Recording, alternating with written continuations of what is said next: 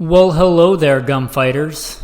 Saddle up for Gunfighter Life, where we talk about guns and gunfighting the right way with Almighty God at the center, Judeo-Christian values, and real-world first-hand experience. Truck guns. That's what we're going to talk about today, truck guns. For today, a little bit about the why and handguns for truck guns. See, I did an episode a while ago. It was a very popular episode. You can go back and search for it, just called Truck Guns. If you search Gunfighter Life and Truck Guns, if you want the old school episode, you can get that one. But it was a popular episode, and I got requests for it. It's been brought up as a favorite episode, and I thought, how can I do this, but do it fresh? I think I'm going to do it as a series. So make sure you're subscribed and following the show. If you've listened, if this is not your first rodeo here, you've probably heard the bio. I'll do a quick abbreviated version and then expound a little bit on how that relates to vehicles and guns. U.S. Marine Corps combat veteran. After my combat tours, I also served as an urban warfare instructor for the United States Marine Corps under Mojave Viper. Also served in the U.S. Army, both full-time and part-time National Guard, primary infantry, but also served in cavalry. I should say my MOS in the Marine Corps is also infantry, specialized infantry. Also law enforcement, LAPD. I worked regular assignments and more specialized assignments. I've been a private contractor for a 3-letter government agency I won't specify. I've been the commander of a tactical team to stop active shooters. That was our prime directive in a large metropolitan area.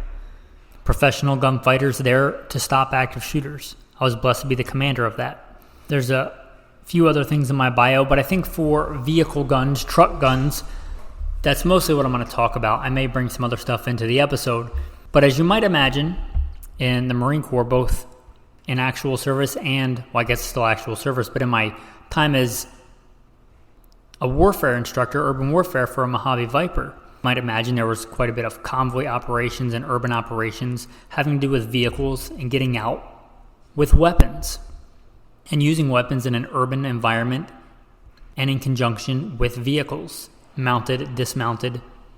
Also, as you might imagine, law enforcement, rolling around in a vehicle. You're armed, both with handguns and long guns of various types, as the commander of a tactical team in a large metropolitan area. Sometimes we'd have to go in pretty hot and heavy to an area where there's a threat, mount it and dismount quickly. So I've got a little bit more than hypothetical experience in this arena. That's one of the reasons I do the podcast. There's a lot of gun podcasts out there, and I don't want to take away from them, but a lot of it is conjecture. I try and help you guys out with real-world first-hand experience. With that, let's get into Truck Guns Part 1, the handgun. Now, hopefully you are listening and you're an avid concealed carrier. Hopefully you conceal carry a handgun day to day. Not sometimes, not when you're going to a barbecue, when you're going to the gun store, but actually day to day. Like when you go to your job, when you go to the gas station. I hope, I really do, that you carry a firearm on you, on your person. That is like part of your line 1 gear, the part of the gear that should be on you. Should be like Bible, check. Wallet, check. Phone, check. EDC knife, check. Fighting handgun, check. Spare mag, check. Tourniquet, check. Should be part of what you carry. I'm going to start as that. Now, I've said this before, a handgun is a compromise. I've been blessed by God, and He's got me through a lot of sticky situations to be a professional gunfighter most of my adult life. If He said you have to get into a gunfight today to save somebody else's life, many people's lives, I'm not going to choose a handgun unless there's some weird criteria like I'm crawling in a tunnel. But I'm almost certainly going to choose a shotgun or a rifle, depending on the situation. Handguns are not a great fighting tool. Handguns are a thing that we carry because we can have them on us. Because you're probably not going to the post office or Walmart or the 7-Eleven with an AR-15 on your back. They are a compromise. I encourage you, as I do, to most of the time carry a full-size fighting handgun. However, I know that most people don't. from the replies I get on this podcast. Most people carry a compact, subcompact, micro carry gun. So not only is that a compromise far less effective than a long gun, that's a compromise of a compromise. Because even if you're shooting the same box of ammo, if I give you Spear Gold Dot G2 147 grain, and you shoot 25 of those rounds through a chronograph through your Micro 9 with a 2-inch barrel, and then a full-size fighting handgun with a 5-inch barrel, even though they're out of the same box, you're going to get more velocity, more terminal performance out of the full-size fighting handgun. Not just that, you get the added benefit of a longer sight radius. It's also easier to clear malfunctions because you have more purchase area. You get usually a more full grip on the gun. For every action, there's an equal and opposite reaction. You can't cheat that. And generally, unless the gun just doesn't fit you or something, a full-size handgun is going to recoil less for a given caliber than a smaller handgun.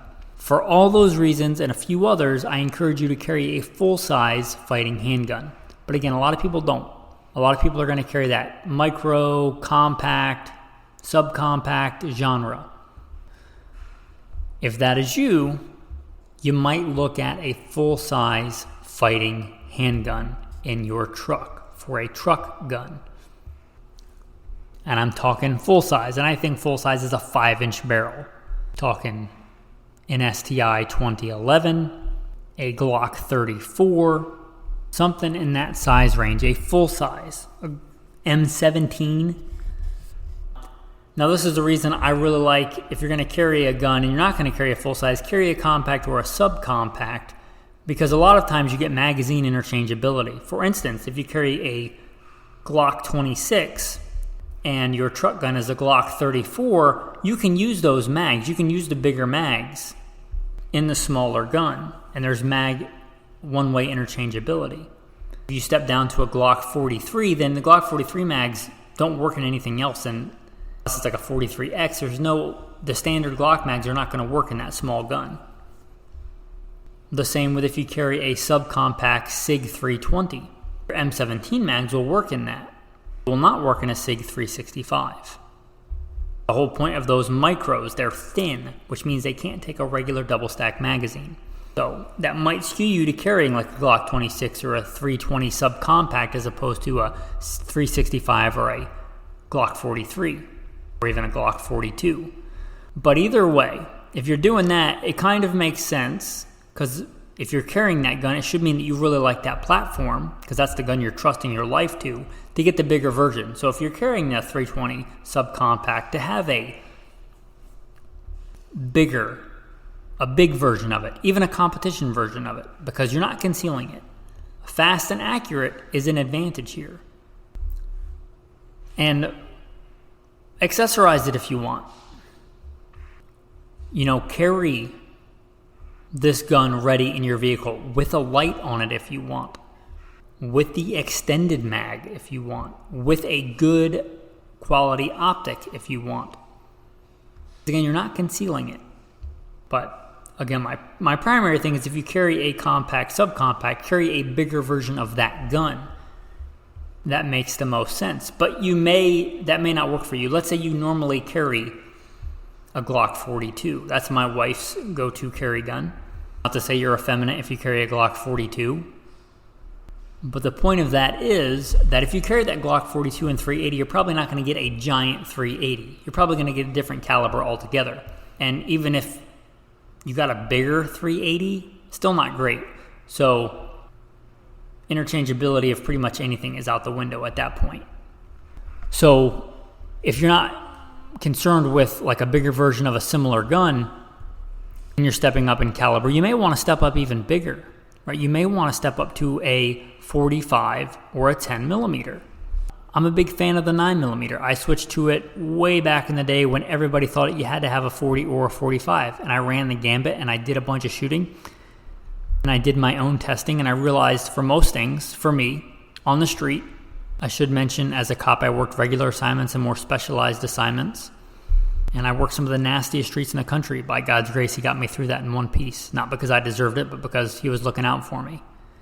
And I realized if my life was going to depend on it, and this was way back before 9 was the new hotness, back when they thought you had to have a 40 or 45, I realized that the ability to get quick, accurate, repeatable hits on target generally favored the 9mm. That was the best balance. However, for a vehicle gun, a truck gun, you may decide you want a 10mm or a 45. One, because there's a limit to how much weight I want to carry on my hip as a cop. Even as a cop, I did not like the giant gun with a giant flashlight on it. I tried that and I quickly went away from it. It's kind of pregnant, the giant big holsters. You can get caught up when you're trying to get into and out of vehicles. It's just more than I wanted to carry. There's a firepower versus mobility thing there. But if you look at it as a gun that's going to stay in your truck and not on your body most of the time, you get a full-size 10mm or 45 and you hang a big heavy light on it and you put the heavy extended mag in it. You go with like a tungsten guide rod and do a bunch of stuff to make it more shootable. Then of all the places for an urban gun, this is where I think it makes a lot of sense for a 45 or a 10mm. Now, I'm not saying that's a better choice than 9, but of all the places I could look to justify that, this would be one where you might want to consider it. Maybe you want the FNX 45, the Tactical Wheaties box, as it's lovingly referred to, with extended mags and a giant light hanging off of it. Again, because that's not your everyday carry gun. And those rounds are kind of known for penetrating well, like 230 grain 45 ACP, a good like hard cast 10mm, those are known for being good penetrators. Ammo selection for this is very important.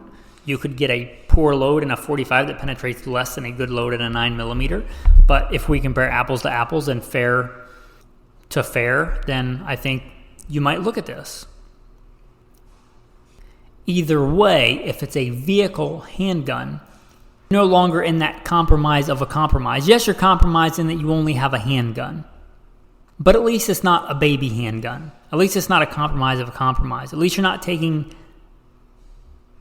the leap from stepping down from a rifle or a shotgun to a handgun and then neutering it even further and cutting half the barrel off. At least you're dealing with a full-size fighting handgun. Red dot optic, light, all the stuff. And then that raises a couple of questions. How does one do this? How does one carry this? Well, that really is very individualistic based on you, based on your vehicle, how much you're comfortable and where you're comfortable leaving it in your vehicle. Because I tell you one thing, this shouldn't take the place of a carry gun. Because let's say you live somewhere where you want to, or just sometimes it's mandated in that you are supposed to carry a vehicle like locked in your trunk with the ammunition separate in a locked container, the gun in a locked container and the ammunition in a separate place, like in your trunk in an inaccessible part of your vehicle. Well, that's usually not going to do you much good in most civilian defensive gun encounters. There could be a scenario where you see crime afoot and you have the time to get all that together, but generally you're going to want the gun quickly. So it shouldn't take the place of your EDC gun. This is an addition to. So where should you carry that gun? Where you can access it quickly. In your vehicle. And you've got to figure out those solutions. There's solutions with magnets. There's solutions with mounting it beside your seat. A center console where the gun is always oriented in a proper direction so you can reach in and grab it, where you don't have to wonder which way the gun is oriented. You also may consider putting it in a good holster that has some kind of way to attach to you. I'm not a big fan of EDCing with a paddle holster, but this is a case where a paddle holster may make a lot of sense. A good quality Kydex paddle holster. If you don't know, a paddle holster is like a giant piece of Kydex that goes inside your pants. You can just slip it on over a belt and over pants. That would make a lot of sense for this if you want to get like a light bearing holster with a paddle that whatever pants and belt you're wearing, hopefully as a man you generally wear pants with a belt, you can slip that in there. And then if you have to leave the vehicle for whatever scenario it is, you have a way to carry the gun with it not being in your hands. So you may consider something like a paddle holster, or you may consider some kind of holster that slips on or has some kind of male-female attachment. And there are holsters like this, I like to run those, where you can detach one and attach the other. Like a quick detach rotating system. So that if you're carrying your regular size gun and you want to switch to a different gun, you literally just do the quick detach, put the new gun on, and you're ready to rock and roll.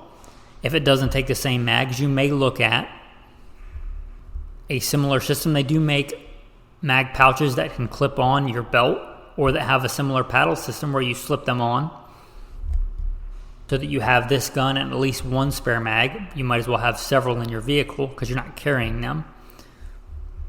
That's one way to do it. And if you have to dismount with the gun still stowed for whatever reason,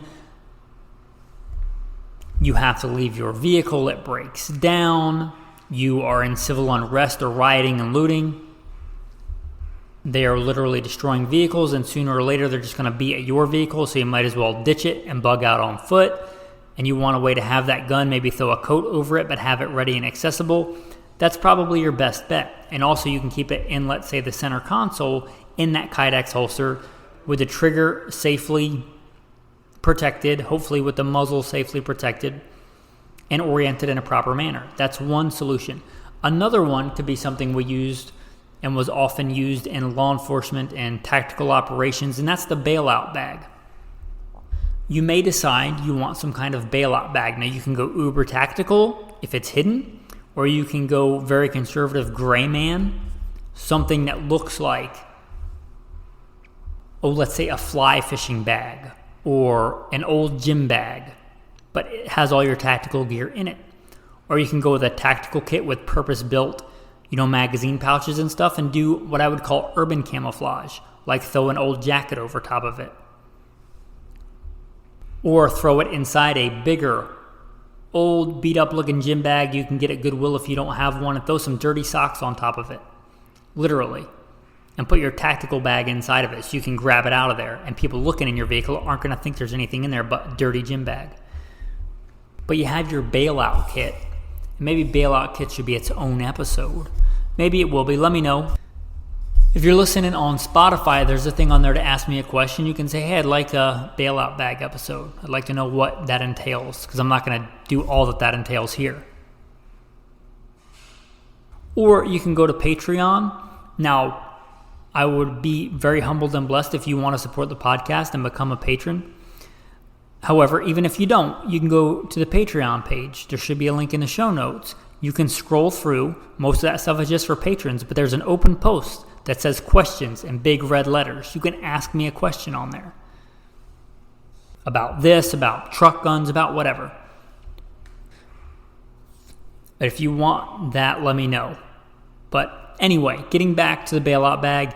So you have your full-size fighting handgun in there, oriented in such a manner that you can reach in and grab it and you're ready to rock and roll. You might consider some kind of sling bag. The advantage of the sling bag is if you have the bug out bag, you can throw it on your back, and the sling bag can go around front, and you can have it unzipped so that nobody knows what's in there, but you can reach in and you have access to that full-size fighting handgun. I would still have it in a holster, even if the holster, you have it rigged, and there's many ways to do this, so you rig the holster so it stays in the bag when you go to pull it out. But just for the protection of the gun and beating it around, I would have it in the bag in a holster, but you have it oriented in there so you can reach in and grab it when it's slung the way that you want it slung, and like anything else, you got to train with it. Don't be an Amazonian, meaning don't just buy a bunch of cool tactical kit and throw it in your car with your Gucci gun in it, and then think you're ready for season 1 of The Walking Dead to commence in real life. That's a fantasy. You have to train with your kit. Anyway, you got your gun, you got your bailout bag, you have, again, a few spare mags, maybe even throw in a whole extra box of ammunition. The other stuff that goes in a bailout bag, a tourniquet. Anyway, you get the idea. Perhaps, depending on your vehicle, you can squeeze that in between your passenger seat and the center console so that you can reach over and grab it, and also hide it by maybe throwing a jacket over it so that most people will just think you have your jacket there. It's another good way to accomplish this. So, to recap this, a handgun is a compromise. It's not as effective unless there's some weird scenario, some situational thing, because, everything is situationally dependent. But in general, and in a vast general sense, long guns are better. We're going to get into long guns for the truck guns, God willing. But a handgun is a compromise. A small handgun is a compromise of a compromise. If you're going to carry a handgun for a vehicle gun, make it a full-size handgun. Don't get so big and ridiculous that you can't drive it fast, but a full-size fighting handgun. Again, I carry a full-size fighting handgun day to day, but I don't generally carry one with a light because it makes the whole system very pregnant. But again, if it's not on you, go nuts with the tactical light on there with the extended magazine, a tungsten guide rod, a big optic, right? Because I generally carry a more compact optic. But there's no reason to for this, because you're not concealing it on your person most of the time. And if you are, just don't want a big jacket. But a big, full-size fighting handgun. Again, recapping, it makes a lot of sense to carry a bigger version if you carry a compact or subcompact. You carry a Glock 19, carry a Glock 34 or a Glock 17L. You should be fairly familiar with the platform if you're trusting your life to it and carrying it, and they're generally more shootable in a full-size fighting handgun, so why not go that route? It just makes sense. You carry a 320 compact or subcompact, carry a M17 or carry the full-size Legion of that, the X5 of the 320 version with a bunch of extended mags.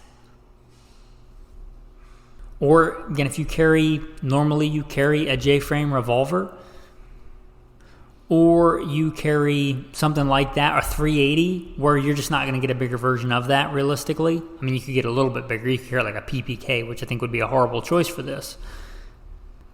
But anyway, if you're not going to do that, you may just look at a big standard full-size 9mm, or you, again, I'm not saying this is better than a 9, but of all the places where it makes sense and where they do become fairly shootable, you might get a big heavy 45 or 10mm.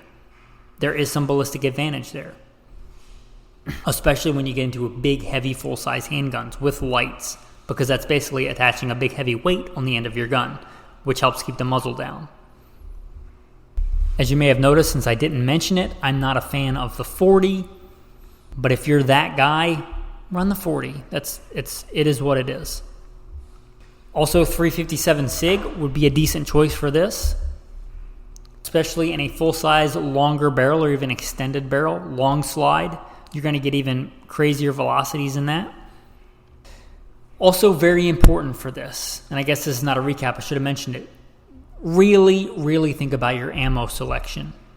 Not all ammunition is created equal. For this, you might really look to a good quality bonded, and there's different ways to bond bullets. There's mechanical bonding, there's chemical bonding, but a good bonded bullet, and look for something that says barrier blind, something that will penetrate windshield glass well, that will penetrate sheet metal well. Because if this is a truck gun, there is a good chance you are going to have to shoot through your vehicle and or into somebody else's vehicle. If you've never done any kind of tactical training where you shoot targets inside vehicles, where you shoot through windshields, you shoot into cars or out of cars, you'll know that can wreak havoc on a bullet. This is not a place to cut corners with the ammo. I'd rather have a just run-of-the-mill vanilla gun without all the Guccification, and with good premium quality bonded ammo, good barrier blind ammo, than that Gucci gun with a poor quality of ammo. Ammo selection is important. Do your due diligence. Don't just look for a good expanding defensive ammo. That is good, but look for a good expanding defensive ammo that is bonded, that does well and is proven in barriers. especially auto glass and sheet metal, because again, it's pretty likely if this is your truck gun and you have to use it that you're going to have to shoot out of your vehicle and or into somebody else's vehicle or barriers, right? That just makes sense. A lot of law enforcement top quality ammo will have this, especially the newer generation stuff. So again, ammo selection, important, muy importante. Have a system. And I don't care what it is. I don't care if it's a paddle holster and a paddle flap magazine in your center console with a jacket wrapped around it to keep it oriented in the proper manner so you can reach in and grab it. Or if you want to go the bailout bag route and tuck it in between your seat and your center console with a jacket over it, have a way to get it quickly, both to get it and get it out of your vehicle quickly. Because that's one thing about like convoys and urban operations. You may go a long time, especially as a civilian. Hopefully you go the rest of your life and you don't have something go wrong. But when something goes wrong, it can a lot of times cascade and snowball very quickly. So you need to be ready to act. You can't reach over and grab your gun or grab the container and get it out of your vehicle with the other things that you need. Then you may just have to leave it behind. Because the whole point of all of this, right, is to save your life and other people's lives. If it's going to kill you to access your gun, then that gun is not accessible. So whatever system you use, have a way to access it quickly, if you legally can. And as I aforementioned, I want this to be a series. This will be part 1. So on the ideal truck gun handgun, it's probably going to be a far more effective handgun than the handgun that you carry for CCW, unless you carry a big gun like this. But for most people, it's going to be a more effective handgun. That's the plus. There's also a couple of other advantages to the handgun, especially if you are the driver. Riding shotgun is a term for a reason, because of the shotgun, which we'll get into in later episodes. But if you're driving with the steering wheel in the way and the distraction of, driving, the handgun gives the advantage of one-handed operation. It gives the advantage of if you learn certain techniques, like close quarters and CQB type shooting and the car technique, which is a valid technique in a small niche application, and this might be one of those. You can actually shoot while driving as a driver. You can maneuver pretty well inside the vehicle with a handgun, more so than you would be able to with most long guns. We'll get into PDWs and things like that in later episodes. But those are some big advantages. The big disadvantages is it's still a handgun. And as I alluded to, kind of the prelude getting into the handguns, a handgun is not as effective as a long gun. It's just not. You're not, even with a big full-size fighting handgun, unless you go with something ridiculous, like a single-shot .22 rifle, right? It's not as effective as a long gun. Just not. It's not as effective for terminal performance, for range, for shootability. So that's the other side of that coin there. A handgun is no substitute in the vast majority of situations for a long gun, either a rifle/carbine or a shotgun or even a PCC or a PDW, personal defense weapon. Hopefully we'll cover all of those in future episodes. So make sure that you do a tactical assault on that subscribe button, that follow button. Make sure you're following, liking, subscribing the show if you want more on truck guns. Hopefully you enjoyed this episode. Hopefully you found it germane to your life and useful. If you did and you want to support, consider scrolling down. There's a Venmo link if you just want to drop me $1 or $2. I'd be humbled and blessed by it. If you want to support the show and become kind of part of the tribe, if you're a regular listener and you want to support the show, you can become a patron. There's a Patreon link in the show note. You can become part of an insider chat. We talk about Bible verses and defense and philosophy and a lot of gun stuff. If you want to be part of that with some like-minded good men that I'm humbled to be in a group chat with, that's part of it. There's also insider-only content, commercial-free content, early content, all on Patreon. Also, that same Patreon link, even if you don't want to become a patron and you want to ask me a question, you can ask me a question on there. I would like to hear from you. Anyway, with that, that's going to bring us to start wrapping up this edition of Gunfighter Life, making godly men strong and strong men godly. I'm humbled to serve you today. The tactical tip: whether or not you have a giant weapon-mounted light on your gun, you still want a handheld light. There are things that you want to illuminate that you don't want to point a gun at. Part of your EDC, I think, should be a good EDC flashlight. That's not the tactical tip. The tactical tip is a really simple thing, and I got it from somebody else's channel. It may have been Survival Dispatch. It may have been somebody else. I honestly don't know, but it's a genius idea. The prelude to this, before I saw that, I would often just have a small lanyard that I would make attached to my EDC flashlight, so that if I have the flashlight in my hand and I have to quickly do a tack reload or a speed reload, I can just have it on my hand and then do the reload and then grab the flashlight again without having to drop it, put it on my armpit, put it in my teeth, which are all tactics you'll learn in tactical training. But if you have the lanyard, you can just drop it. Well, this takes it to the next level.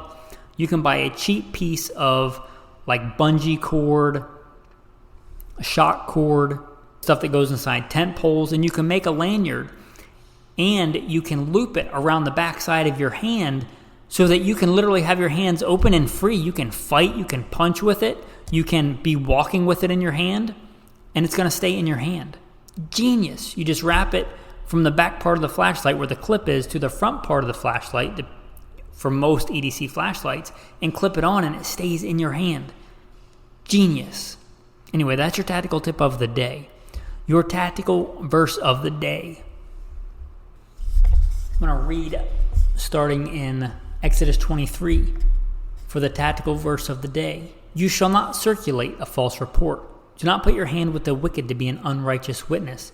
You shall not follow a crowd to do evil, nor shall you testify in a dispute so as to turn aside after many to pervert justice. You shall not show partiality to a poor man in his dispute. If you meet your enemy's ox or his donkey going astray, you shall surely bring it back to him again. If you see the donkey of one who hates you lying under its burden, and you would refrain from helping it, you shall surely help him with it. That's the verse of the day. Here's your pocket sermon for the day. Don't be so focused on your own safety that you totally disregard everybody else's safety. If you see somebody on the side of the road and you think they genuinely need help and you can help them, then you should help them. And I've struggled with this because honestly, in like a big metropolitan area, which I've had to live in for jobs in times past, you literally can't stop and help everybody broken down on the side of the road because you literally would never get to work. Like you couldn't have a job. That would be your full-time job. But when you can, when you have the opportunity, or when it looks like they actually right now need help, don't be so focused on your own safety that you disregard the safety of others. What does Jesus say is the first and second commandment? Hear, O Israel, the Lord our God, the Lord is one, and you shall love the Lord your God with all your heart, with all your soul, with all your mind, and with all your strength. This is the first commandment. And the second like it is this: you shall love your neighbor as yourself. There is no other commandment greater than these. Very simply, men, and very powerfully, love God, love yourself, love your neighbor. Have a blessed day.